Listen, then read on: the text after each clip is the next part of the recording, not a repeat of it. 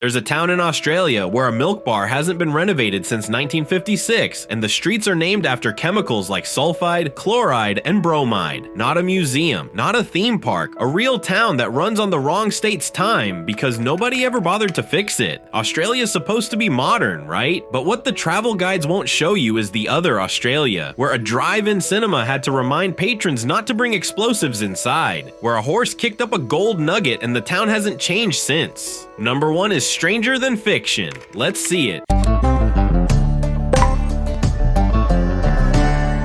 If your town peaked in 1900 and the most recent architectural addition is a power line, you didn't decline. You preserved yourself by accident. Ravenswood, population 297. Located 85 kilometers south of Townsville, the oldest surviving inland town in North Queensland. Gold was discovered here in 1868 when a stockman scooped water from Elphinstone Creek and saw specks glinting in his pannikin. By 1870, thousands had arrived. By 1910, most had left. By the 1960s, fewer than 100 people remained. The town froze at roughly 1908 and has barely been touched since. What the camera sees is 2 grand heritage hotels from 1901 still operating as pubs. The Railway Hotel and the Imperial Hotel, their colonial verandas intact, serving cold beers to a town smaller than most apartment buildings. Thorpe's Buildings, a 2-story shop from 1904, houses historical hardware and handcrafted pottery. The walls are lined with yellowed newspaper clippings, rusted mining tools, and colored glass bottles. The general store owner reports that countless visitors have sensed another presence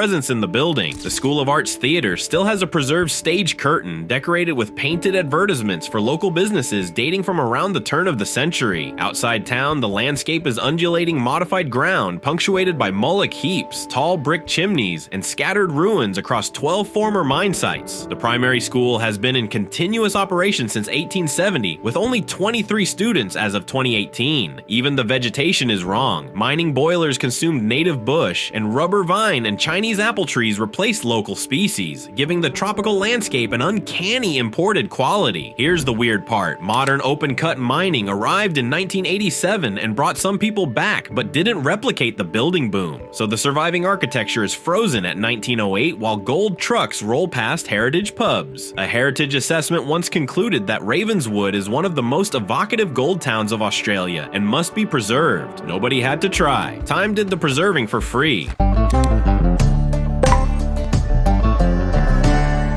If your town sits exactly halfway between Melbourne and Adelaide, and the most exciting thing on the main street is a museum of playable pinball machines inside a retro highway motel, you're not a stopover, you're a time portal with parking. Nil. Population about 2,400. Located in the Wimmera region of Western Victoria, 376 kilometers from Melbourne and 352 from Adelaide. A wide main street with a massive median strip containing Goldsworthy Park, neat lawns, electric barbecues, and heritage buildings that tell of a place that once bustled considerably more than it does now. The local chemist has the most incredible stained glass in its front window and a pressed metal ceiling in the awning over the footpath. The post office dates to 1887 and survived a tornado that destroyed most of the town in 1897. 6 churches, a memorial hall from 1940, 4 motels, a showground, all the infrastructure of a mid-20th century country town largely unchanged. Grain silos that were once reputedly the largest single bin silo in the southern hemisphere dominate the skyline. A bronze draft horse memorial from 1968 was erected by horse lovers of Australia, but the visual centerpiece is the Australian Pinball Museum, housing the largest collection of playable pinball machines in Australia, sitting adjacent to the Oasis Motel, a classic old highway motel with Route 66 energy. Free admission, pay to play. The juxtaposition of vintage arcade culture beside a retro motel is pure time warp. What nobody tells you is Nil has quietly reversed decades of population decline. More than 100 Karen refugees from the Thai-Myanmar border have settled here, many working at the local duck meat processing factory. Population grew 9.9% between 2016 and 2021. The town also has a crater named after it on Mars. Adopted by the International Astronomical Union in 1991. Median house price, about $253,000.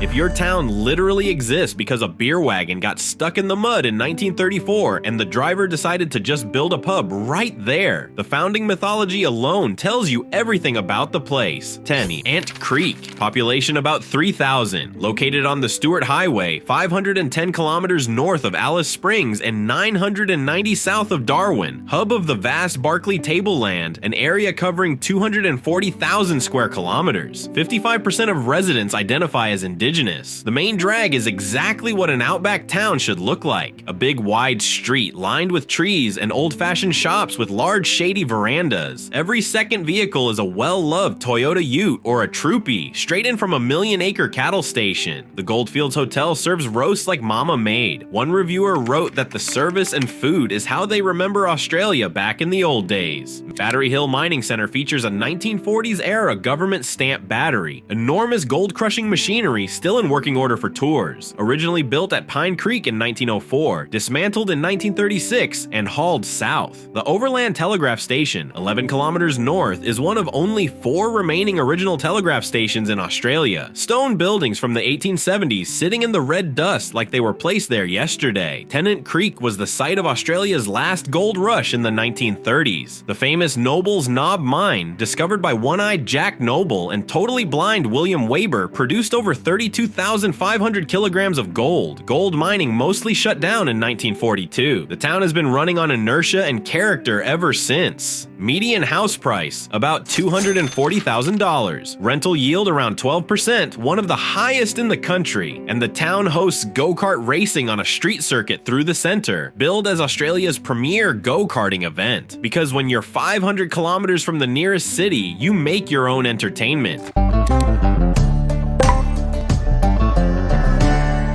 If your town's gold funded the Anglo-Persian Oil Company, which became British Petroleum, and the Walter and Eliza Hall Institute of Medical Research, but the town itself can't afford to fix its own water supply. That's not irony. That's a resource extraction case study with a postcode. Mount Morgan, population about 2,000, located 38 kilometers southwest of Rockhampton in central Queensland. At its peak in the early 1900s, the population exceeded 10,000 and the town had 27 hotels. Morgan Street is lined with heritage buildings from the boom years. The Queensland National Hotel, circa 1899, is a 2-story heritage-listed structure with a tower that served as a W-22's aircraft lookout. The School of Arts Hall, a huge timber building from 1924, was the heart of the town's social life. Dame Nellie Melba performed in the original, which was destroyed by fire in 1923. American soldiers were stationed in the replacement during World War II. Where the mountain once stood is now the Glory Hole, a massive open-cut pit half a mile in diameter and 850 feet deep, the largest human-made hole in Australia by 1982, now filled with toxic water. The Big Stack, an iconic brick chimney from the Copper era, still stands. A memorabilia store called Collectibles and Memories has walls lined with yellowed newspaper articles, rusted mining tools, and colored glass bottles. One resident recalls 1960s childhood. We could not afford a TV set and would sit on the footpath in the main street and watch TV in the display window of the electronics store, along with lots of other people. The mine operated from 1886 until the ore body was exhausted by 1981. The railway closed in 1987. The enormous wealth generated by the mine left its mark on the surrounding region, but Mount Morgan reflected little of the fortunes. The gold left and never came back. Median house price, about $295,000, regularly featured on lists of Queensland's cheapest property markets. The mountain is gone. The money is gone. The buildings remain.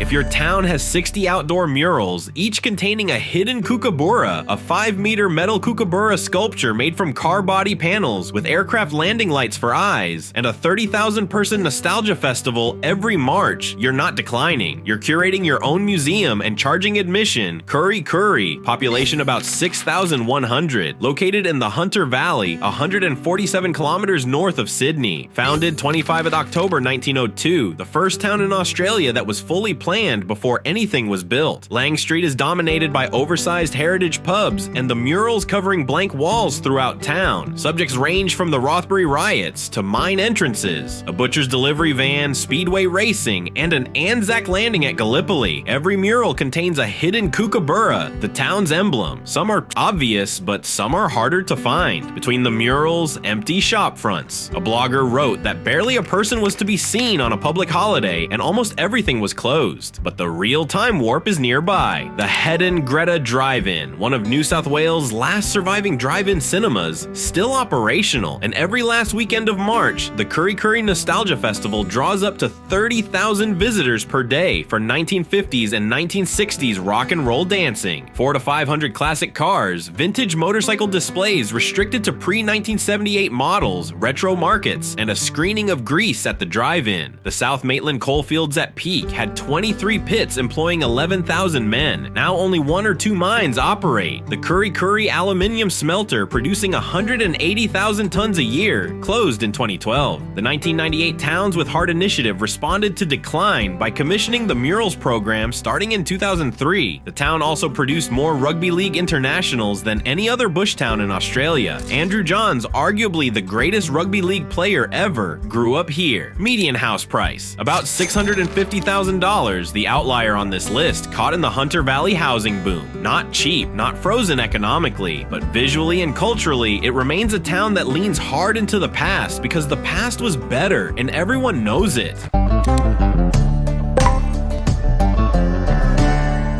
If your town had about 400 people at the turn of the 20th century and has about 500 people now, that's not stability. That's a flat line with a postal address. Norseman, population 562, located 725 kilometers east of Perth at the junction where the Coolgardie Esperance Highway meets the Ayr Highway, the last major town in Western Australia before the Nullarbor crossing. In over 100 years, almost nothing has changed. On one side of the road stands an abandoned derelict petrol pumping station. The signs and decor clearly dating back years. Closed up buildings and empty lots on overgrown sidewalks. Few people around at 2 in the afternoon on a weekday. The only pub in town sits inside what was a grand hotel from a past mining boom with all the broad beams and ornate glasswork and hardwoods that reflect early 20th century style. Dinner is served only between 6 and 7:45 p.m. The next restaurant is 70 miles away. Corrugated iron camel statues on the main roundabout, folk art tributes to early camel trains, have a distinctly handmade quality. The Phoenix Tailings Dump dominates the skyline, a massive 40-meter high pyramid of 4 million tons of fine quartz tailings, still containing gold worth considerable money. Gold was discovered in 1894 when a horse named Hardy Norseman kicked up a nugget. The mine became Australia's longest continuously running gold operation, 79 years, roughly 6 million ounces, until closure in 2014. It recommenced under new ownership in 2022, but the town never recovered its mid-century workforce. One traveler wrote that they walked through the equally empty streets and shops were open, but there were few people around, only adding to the lonely nature of the place. A TripAdvisor reviewer called it a sad and forgotten place. The community pool is free to everyone, a detailed traveler's note with genuine surprise. Median house price, somewhere between $50,000 and $105,000. Monthly mortgage repayments around $300. The town sits in the Great Western Woodlands, the largest temperate woodland left on Earth, 16 million hectares, twice the size of Tasmania, all of it surrounding a town of 500 people who've been here, quietly, for over a century.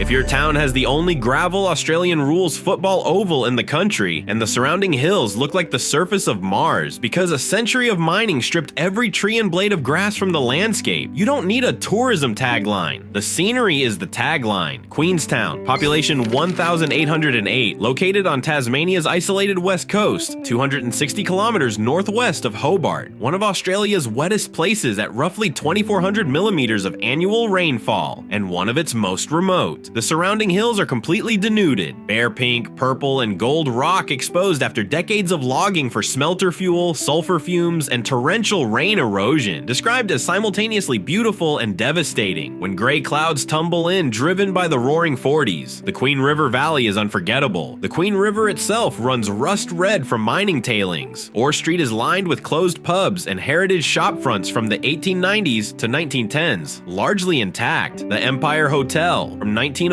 features a National Trust listed Tasmanian Blackwood staircase. The Galley Museum occupies Queenstown's first brick hotel, the Imperial, from 1898, a museum and a pub with over 800 photographs across 7 rooms. The Paragon Theater, a restored Art Deco cinema with hand-painted faux marble floors, screens classic movies, but the standout is the gravel football oval built in 1895. No grass, just gravel. Players come off with skinned knees and gravel scars. It was inducted into the Tasmanian Football Hall of Fame in 2007, called the most infamous and feared football field in Australia. The Mount Lyell Mining and Railway Company operated from 1893 to 2014 in various forms. At peak, the district held over 10,000 people. An underground fire killed miners in 1912. The mine's final closure in 2014 was the death blow. From the late 1980s onward, investment stopped and the town froze. In the 1980s, locals actually worried that natural regrowth would ruin the iconic barren look of the surrounding hills. House values have surged 200% in a decade off an ultra-low base. Median house price, about $180,000. The West Coast Wilderness Railway, a restored steam train to Strahan, mountain bike trails, and whitewater rafting are slowly bringing visitors to a place that looks like the end of the world and sounds like it too when the roaring 40s hit.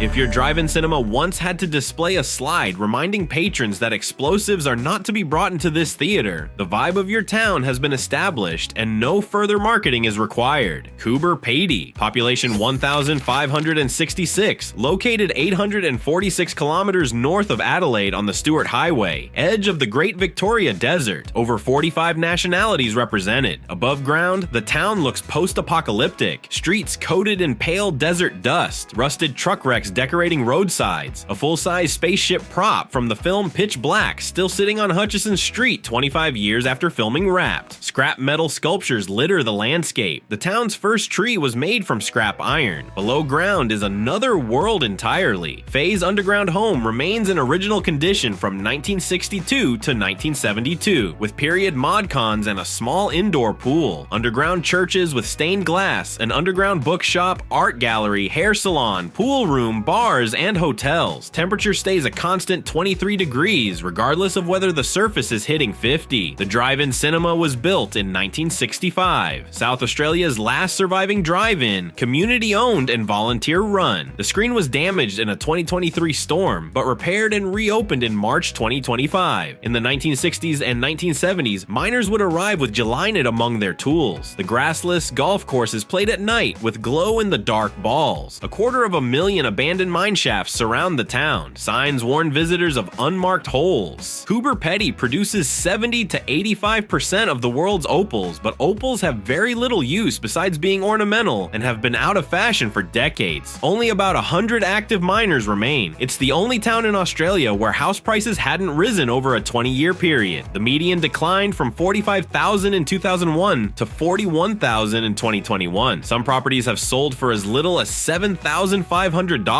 When sold for $1,300 at auction. The name means white man in a hole in local Aboriginal language. One travel writer summed it up: the gold rush feeling of a chance to get rich or a chance to get lost is still the tangible zeitgeist, and the bars remain almost unchanged from the days when they were beset by film crews and Hollywood actors. If your town's navigation system consists of painted car doors nailed to posts, and the main landmark is an 18-meter emu sculpture made from a Volkswagen Beetle, you didn't forget to modernize. You decided not to. Lightning Ridge, population 1,946, though council once estimated 7,000 because transient opal miners don't fill in census forms. Located 750 kilometers northwest of Sydney near the Queensland border. Median age, 53. The main street has modest opal shops and cafes, but the real visual is the moonscape of Mullock Heaps. Hundreds of white mounds stretching to the horizon, each marking an abandoned mine shaft. Then the built environment gets genuinely strange. Amigos Castle, started in 1985 by Italian miner Vittorio Stefanato, is an unfinished medieval ironstone fortress with turrets, towers, and parapets, growing forever and never to be completed. On the outskirts, opal miners live in rough camps without power or town water, essentially unchanged since the gold rush era. The artesian bore baths on Pandora Street are open 24 hours. Free entry, warm mineralized water from 900 meters below, reminiscent of a pre-war bathhouse with an Australian twist. Water temperature, 41.5 degrees. The Chambers of the Black Hand is an underground gallery with over 900 hand-carved sculptures. Lightning Ridge never modernized in the first place. It exists in a perpetual frontier state. Opal mining began in 1905 and continues as an individual prospecting economy, not a corporate one. Extreme remoteness keeps chain stores away. The town's identity is do-it-yourself. Buildings are made from whatever people find. This isn't decay. This is the town's DNA. One travel writer called it nowhere in Australia, quite like Lightning Ridge, the most bizarre and compelling combination of rural sophistication and the wildly eccentric. Another described their motel as somewhere between kitschy and creepy, a series of single-story log cabins with a pub in the middle that seem to host the majority of the town each night. Median house price, about $125,000, 80,000 visitors a year, and the town is named after an 1870s legend that a farmer, his dog, and 600 sheep were killed by a single lightning strike on the ridge. The story has never been verified. There's a town in New South Wales that runs on South Australian time because its only rail link was to Adelaide, not Sydney, where the streets are named after minerals like sulfide, chloride, cobalt, and bromide, like walking through a chemistry laboratory, and where a milk bar hasn't been renovated since 1956 and has no intention of starting now. That town is Broken Hill, and it's the most complete time capsule in Australia. Population 17,706, located 1,148 kilometers west of Sydney, closer to Adelaide than to any city in its own state. Despite being in New South Wales, Broken Hill runs on South Australian time, half an hour behind the rest of NSW. Tag Heuer magazine once ran a feature headlined "The Town Where Time is Broken." Bell's Milk Bar on Patton Street is the crown jewel, established 1892, last renovated 1956, not touched since. Original Dancing Fruit and Aliens interior murals, Laminex marble tables, vinyl and chrome chairs, black and white lino floor, a jukebox that rarely rests. Over 50 flavors of milkshakes served in metal containers using secret handmade syrup recipes from the 1950s. The Sydney Morning Herald called it a time capsule straight from the 1950s and added, "It's not some city slick retro fit out, it's the real deal." An attached Milk Bar museum recreates a 1950s home with period furniture. Patton Street itself has tired shops with windows filled with oversized historic photographs and a vintage menswear store with 1950s mannequins and an Art Deco couch. Argent Street is a grand boulevard of colonial and Art Deco buildings, heritage pubs with wraparound iron lace balconies, and streets named after the periodic table. The Palace Hotel, built 1889, has the longest cast iron veranda in New South Wales and 500 square meters of retro kitsch murals, including a Botticelli Venus painted on the ceiling around 1980. Its heritage listing was expanded in January 2025 for LGBTQIA significance. BHP was born here in 1885 on the world's richest silver lead zinc ore body. Broken Hill was once the third largest city in New South Wales. BHP relocated in the late 1930s, mining employment gradually declined, and extreme isolation kept the revitalization trends that saved coastal towns from ever reaching here. The population has declined roughly 14% over 20 years, but Broken Hill isn't dying. It's aging gracefully while refusing cosmetic surgery. luxury. More art galleries than pubs, over 20. The annual Broken Heel Drag Festival celebrating Priscilla draws thousands. The Mundi Mundi Bash Music Festival fills the desert. Australia's first city on the National Heritage List in 2015. Over 35 feature films shot in the region, from Mad Max 2 to Priscilla to Furiosa. Nearby Silverton, 25 kilometers west, is one of Australia's most used film locations. The Mad Max 2 museum there features costumes, vehicles, and a mannequin head resembling Mel Gibson. Median house price, about $200,000, less than a luxury car, and that buys you a house in a town where the milk bar serves shakes in metal containers. The pub has a Botticelli Venus on the ceiling, the streets are named after chemistry, and the clocks run on another state's time. A filmmaker once noted that George Miller didn't just film Broken Hill. He pointed his camera at those dusty corners that even the locals had stopped noticing. That's the thing about time capsules. The people inside them rarely know they're living in one.